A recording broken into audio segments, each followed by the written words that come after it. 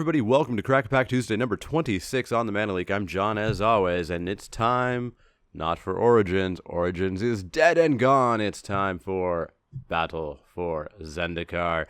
As you all know, if you watched my pre-release recap, which if you didn't, you should, I won a bunch of packs. So I've got packs right now, right here, ready to go for Crack a Pack Tuesday. We're going to open this pack with Mr. Obnixilis on the front and see what's in it and see what we would take. Pack one, pick one in a draft. Fair caveat, I haven't drafted the format yet because FNM's not here yet. The set is not here yet. It's not released yet. So this is my first glance draft based on my set review and what I saw this weekend at the pre-release. But let's open this up and see what I would take.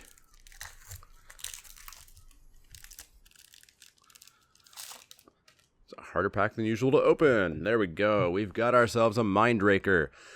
This is a 3 and a black creature Eldrazi processor. It's a 3/3. It's got Devoid, and when Mindraker enters the battlefield, process a card. That'll be the short form for taking a card an opponent owns from exile and putting it into the graveyard.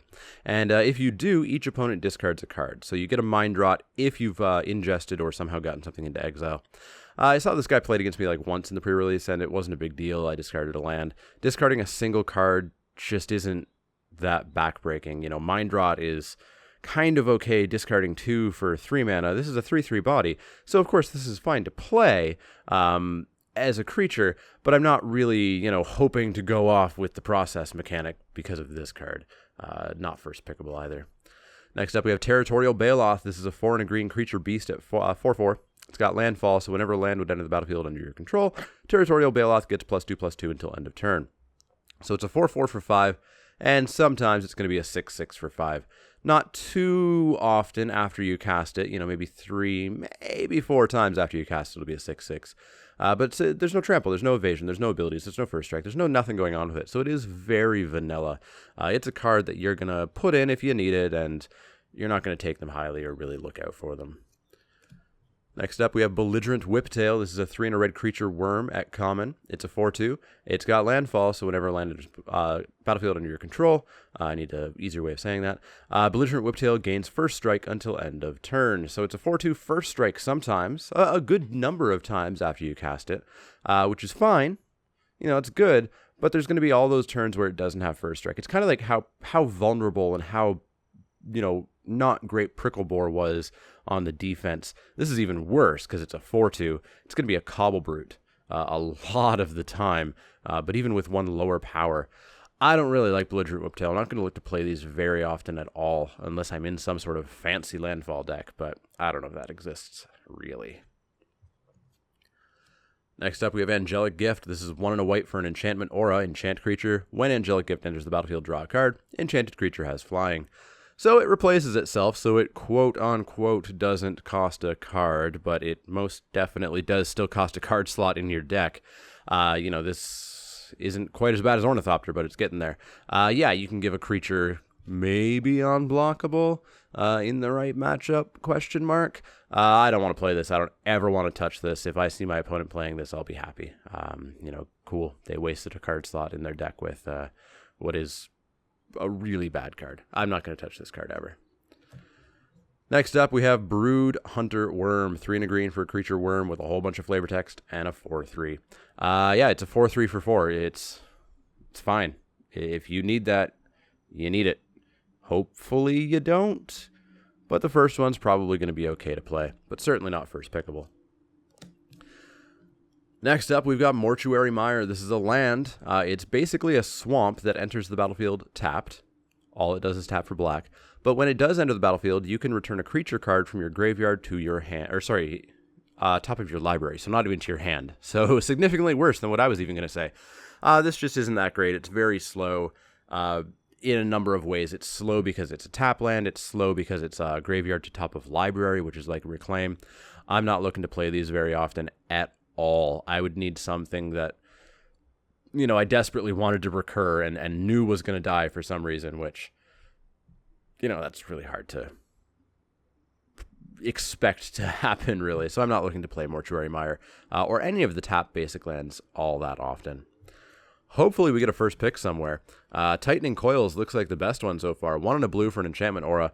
Enchant creature. Enchanted creature gets -6/-0 and loses flying. -6/-0 is pretty darn good. That's going to blank most things in the set. This kind of blue quote-unquote removal has been seen before. The last one I can think of was Pinned to the Earth. That was in Born of the Gods, maybe Journey into Nyx, not sure. And it was, fine. It's not great because it still creates a blocker.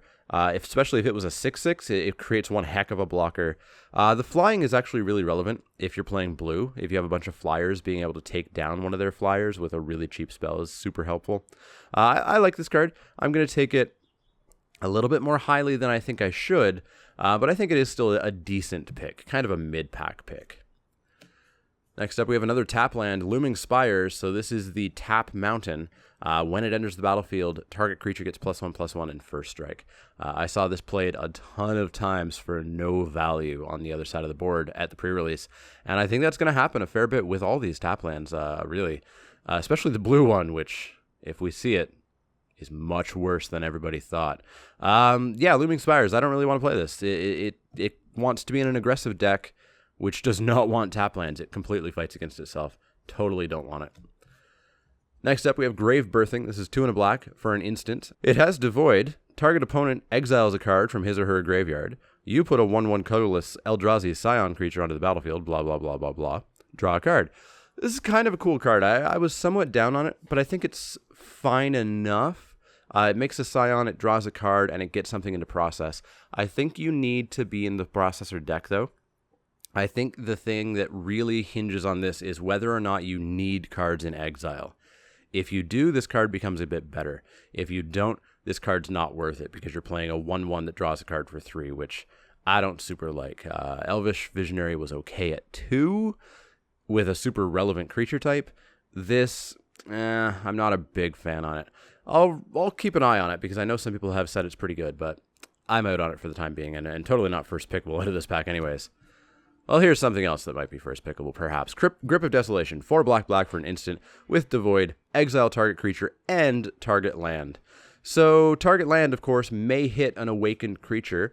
I honestly didn't see nearly as many awakened creatures as I expected to at the pre-release. And as well, the vast majority of the time, they were 3/3s, and I just didn't care. Because as late in the game as it takes to make an awakened land, I had things that could block 3/3s, totally fine. I don't need explicit land destruction just to kill an awakened creature, because at the end of the day, they are just a creature, despite also being a land. But this is still a good card. Exile target creature is not something to be scoffed at, and 6 mana is a lot, but that's what we live with these days with removal. So the exile target creature card is fine. Sometimes you get the extra value of hitting an awakened land. In addition, sometimes you get the extra value of hitting the land that they have when they're missing a color. I really, as much as I saw this at the pre-release, don't think this is a 3-color format. I don't think you want to get into 3 colors very much, especially in draft. So I don't think you're going to be reliably screwing your opponent out of mana, by hitting their one land of the one color that they're missing. But it may happen sometimes. So it's still good. Still a good card. Still a pretty high pick, I think. And an include in most black decks as long as they're not looking to be super aggressive. Next up, we have Blighted Steppe. This is a land. You can tap it for a colorless mana. It doesn't enter tapped, thankfully. You can also pay 3 and a white, tap it, and sack it, and you gain 2 life for each creature you control. Not a big deal. Maybe if you're in some sort of aggro tempo race and you have a wide board and your opponent is hitting you and you're hitting them and you need some life to stay in the game, this is kind of a sideboard card, maybe. But even there, I don't really see this being super playable at all. The colorless mana hurts, of course. You don't want to have that many colorless mana producing lands unless they're really, really good, and this is not really, really good. I think I'm going to pass on this most of the time and rarely put it in my deck when I do happen to have it. Our final uncommon is Deathless Behemoth. This is a 6 colorless mana creature Eldrazi. It's a 6/6. It's got Vigilance, and you can sack 2 Scions to return it from your graveyard to your hand, unfortunately. And you can only do that as a sorcery speed ability. You can't even do it end of your opponent's end step or anything fancy like that. So you're basically paying 2 mana to bring it back, except you're permanently paying 2 mana. They have to go away because they're Scion tokens. And then you have to pay 6. And if you're in a ramp deck, you wanted those Scions to cast big things, and now you're stuck, maybe not even be able to cast this. I do like it as a 6/6 Vigilant for 6. I played it in the pre-release, and it did totally fine as just that, just as a, relatively boring creature. And I would take it for that mid to late pack, especially if I had, any inkling that I was going to have a bunch of Scions to help get this out or ramp or whatever. But ultimately, I think it just kind of misses as a first pick. Not terribly exciting as a first pick at all. Our rare is Oran Reef Hydra, 4 green for a creature Hydra. It's got trample, it's got landfall, so landfall, it gets a +1/+1 counter, or if it was a forest that landfell, you get 2 +1/+1 counters, and it's a 5/5. So it's a 5/5 on turn 6, and you're going to get maybe 3-4 lands more on average, so it's going to be potentially a 13/13. But more accurately, it will be somewhere similar to a 9/9 or a 10/10, something like that. That's big, and it's got trample, which is great. That's evasion. That's really going to help. But I don't want to get too best-case scenario mentality with this. I don't want to think that this is going to be huge all the time. But it is going to be pretty darn good, especially in green, especially in ramp. If you can get this out early, if you can get this out off the back of Scions, so you are more likely to get even more land drops. You get this out on turn 4. That would be pretty hard. Let's say turn 5 you get this out. So you get it out a turn early off the back of Scions. You're going to be fairly happy with it. So I think I'm pretty happy with this card. I think it's first pickable and kind of leads you down the green ramp plan. So yeah, I'm pretty happy with Oran Reef Hydra. I didn't see it at the pre-release. I know some people had it. I didn't quite hear how it went for them though. Do we have a foil? We do, and it's a Hedron Blade. 1 colorless mana for an equipment. The equipped creature gets +1/+1. Whenever the equipped creature becomes blocked by 1 or more colorless creatures, it gains Death Touch until end of turn. The equip cost is 2. This is garbage. Veteran Sidearm was not very good at all, and this is Veteran Sidearm with a minimal upside, maybe some of the times if you're lucky. I don't like it. I'm never going to play it. I'm never going to highly pick it. Seems like a waste of a card slot, waste of mana, waste of tempo. Not things I want to be doing. And we've got a lovely full art land and a Scion token. So I think I'm really looking at Tightening Coils, Grip of Desolation, and Oran Reef Hydra. I think Tightening Coils just falls away as not being nearly as powerful as those two. So it's between removal or bomb, expensive removal, expensive-ish bomb. Ultimately, especially this early in the format, I'm tend to inclined to go with just the flashy rare bomb that I may not get a chance to play with again, and just see how it goes. Maybe I find that it's awesome and I pick it every single time I see it and I love getting past it. Maybe it's terrible and I just never touch it again and learn that I should have taken removal instead. But I'm going to go with the Oran Reef Hydra. Definitely let me know what you would have taken. Pack 1, pick 1 in your first Battle for Zendikar draft. Would you have taken the Hydra? Would you have taken the Grip? Would you have just taken the basic land? What would you have taken? Let me know.